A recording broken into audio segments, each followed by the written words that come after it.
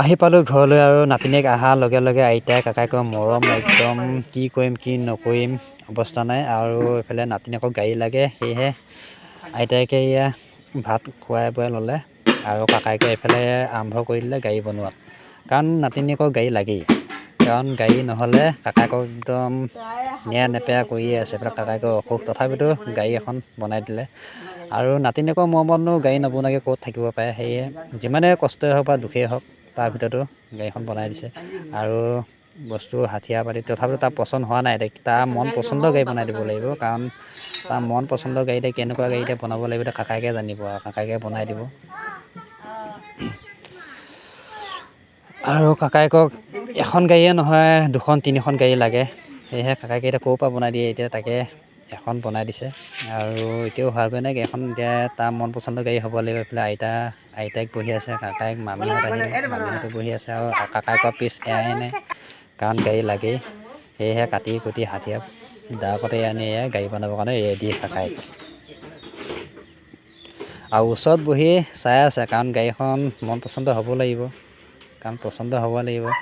কাৰণ নাতিনীয়েকৰ মৰমত গাড়ী নবনাই থাকিব পৰা নাই কাকায়েকে। মানে কি কৰিম কি নকৰিম, মানে নাতিনীয়েক বহুত দিনৰ মূৰত আহিছে। আমি যোৱাই আজি 9 মাহ হৈ গ'ল, আৰু 9 মাহৰ পিছত আহিছোঁ আমি, আৰু 9 মাহৰ পিছত নাতিনীয়েকক আজি লৈ পেলাই আহিছোঁ। আৰু দুদিনৰ কাৰণে আহিছোঁ, কাইলৈতো যাবগৈ লাগিব। সেয়েহে কাকায়েকে মানে কি কৰিম কি নকৰিম, মানে নাতিনীয়েকৰ কথা পেলাব নোৱাৰি বনালে গাড়ী।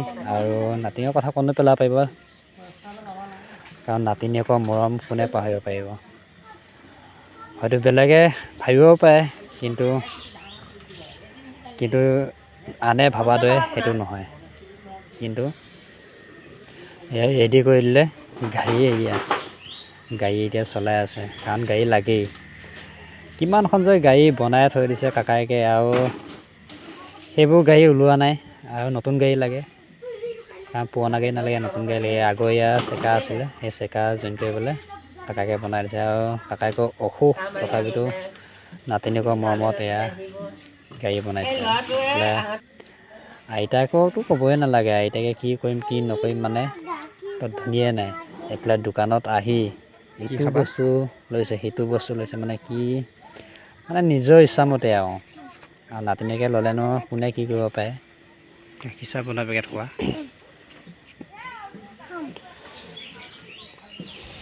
সেয়েহে কোনেও দোকানৰ ভিতৰত সোমাই আৰু লুণ্ড বন্ধ কৰি আছে বস্তুবোৰ, কি কৰি আছে নাজানো। ভিতৰৰ পৰা এইফালে গাখীৰ পেকেট খায়, গাখীৰ চাহ বনোৱা পেকেট খাই লাগে। এয়া চকী জইন কৰি আছে, আৰু পাৰিবনে গাড়ী ইয়াতে থ'লে, আৰু চকী জইন কৰি এয়া গাখীৰ পেকেট ছিগি আছে। ছিগা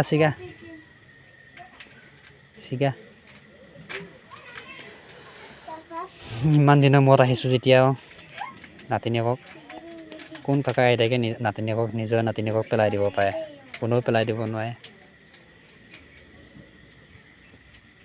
আৰু মোৰ ভিডিঅ'টো আপোনালোকে চাব, আৰু যদিহে নতুনকৈ আহিছে মোৰ চেনেলটো, আৰু ছাবস্ক্ৰাইব কৰি দিব, আৰু ভিডিঅ'সমূহ লাইক কমেণ্ট কৰিব। আৰু এই আমজোপি বহুত ফুলিছে, আৰু আমজোপিহে খাবলৈ পাওঁ নে নাপাওঁ, কপালত আছেনে নাই সেইটো নাজানো, কিন্তু বহুতেই ফুলিছে এবাৰ আম। প্লিজ মোৰ চেনেলটো ছাবস্ক্ৰাইব কৰি